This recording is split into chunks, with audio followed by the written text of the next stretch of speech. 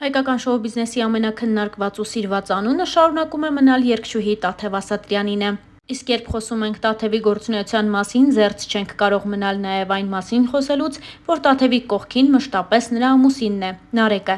ով էլ օրերս նոր տեսանյութ է հրապարակել ցույց տալով, որ իր հայրիկի ծննդյան տարեդարձն է։ Իսկ Տաթևն ու Նարեկը նրան շքեղ անակնկալ են մատուցել՝ նվիրելով ավտոմեքենա։ Հուզիչ կադրերն առաջարկում ենք դիտել հենց այս պահին։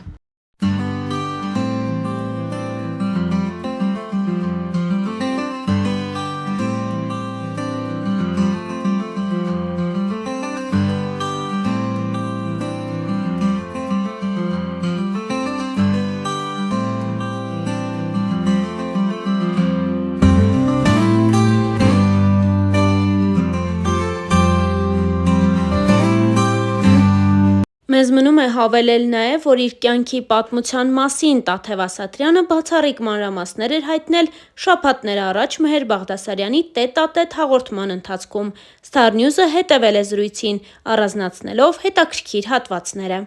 Խոսելով մանկության և պատանեկության բարդ տարիների մայրիկի հիվանդության մասին, երգչուհին նշել է հետևյալը.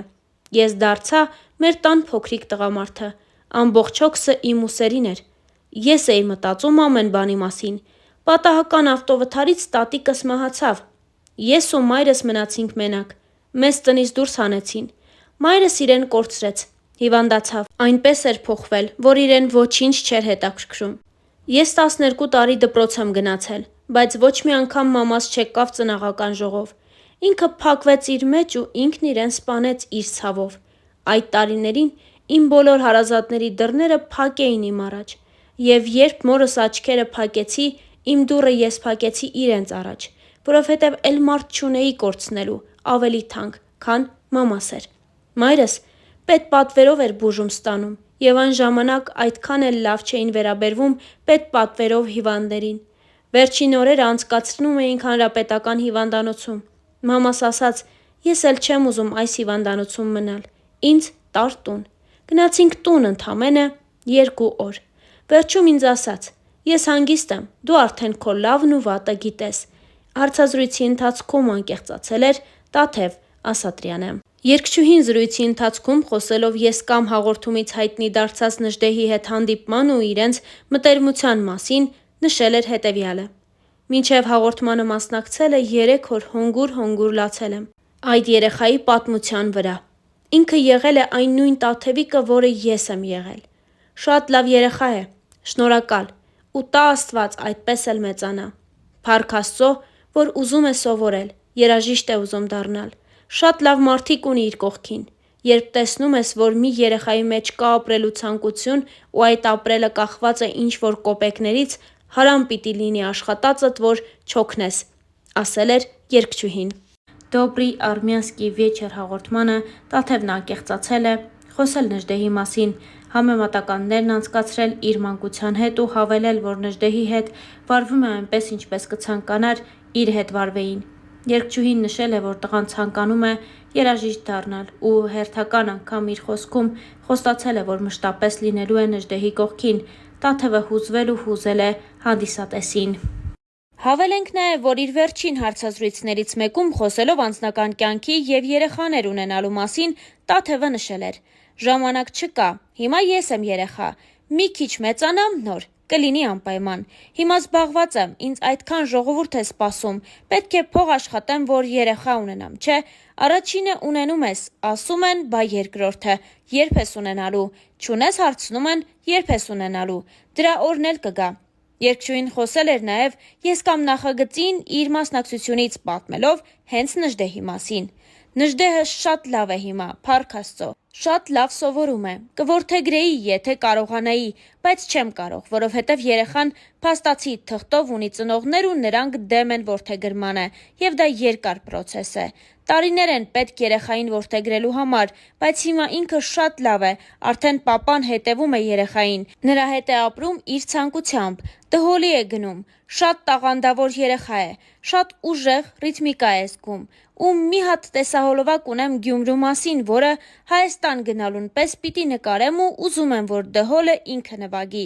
իրար հետ սիրուն տեսահոլովակ կունենանք, նշել էր Տաթևը իր վերջին հարցազրույցի ժամանակ, դե իսկ Star News-ը ձեզ է ներկայացնում նաև նրանց մասնակցությամբ մի քանի այլ տեսանյութ։ Բարև բոլորին։ Այո, Բարև բոլորին։ բարև ձեզ։ Մենք ձեր համար ես ու Նժդե ունենք անակնկալ 2 օրից իմ նոր երգի պրեմիերան լինելու մեր սիրելի Գյումրի քաղաքի մասին, որտեղ Նժդեհը Դհոլ է նվագել։ իսկ հիշում ես երգը։ Գյումրին երգ ունի,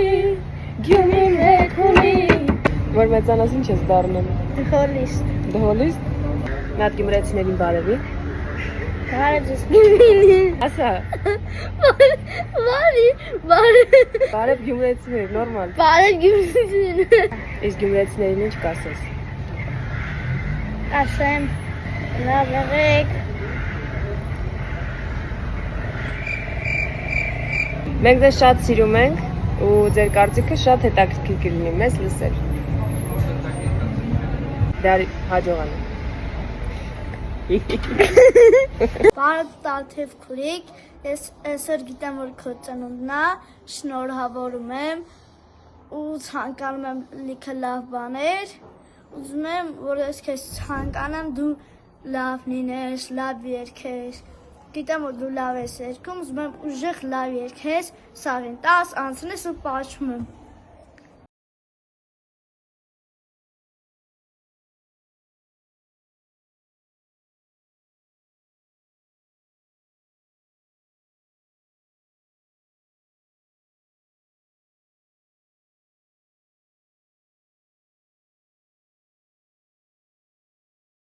Կընկնես, արի մոտես։ Ժողովուրդ ջան, շատ եք հարցնում, թե Նժդեհը որտեղ է, ոնց է ու ինչ է անում։ Ուզում եմ ասել, որ հանգիստ եղեք, ամեն ինչ լավ է լինելու։ Չէ՞ կյանքս։ Մի հատ գրաֆիկդ նայի մայիսի 3-ին ինչ ունես անելու։ Դասի եմ։ Բոլորը հարցնում են, դու իմ Մոսկվայի համերգին գալու ես թե չէ։ Հա։ Բայց ես մեծ գաս։ Հա։ Դե ասա։ Բարև ձեզ։ Բարև ձեզ, Մոսկվայի ապրող հայեր։ Բարև Մոսկվայում ապրող հայեր։ Բարև Մոսկվայի ապրող հայեր։ Ջան, Ջան, ես ու Տաթև Ասատյանը գալու ենք Մոսկվա։ Ես Տաթևի համերգին գալու եմ իմ դհոլով, որ ինչ անես։ որ նվագեմ։ Ապրես։ Եթե տանցեր եք ուզում, սեղմեք կոճակին, Դե ասա, կհանդիպենք։ հանդիպենք մայիսի 7-ին։ Բայց մայիսի 3-ին։ Կհանդիպենք Հանդիպենք Մոսկվայում, մայիսի մայիսի 13-ին։ Մայիսի 3-ին։ Մայիսի 3-ին։ Կան կապճով գնանք։ Խի։ Դախնում եմ։ Սամա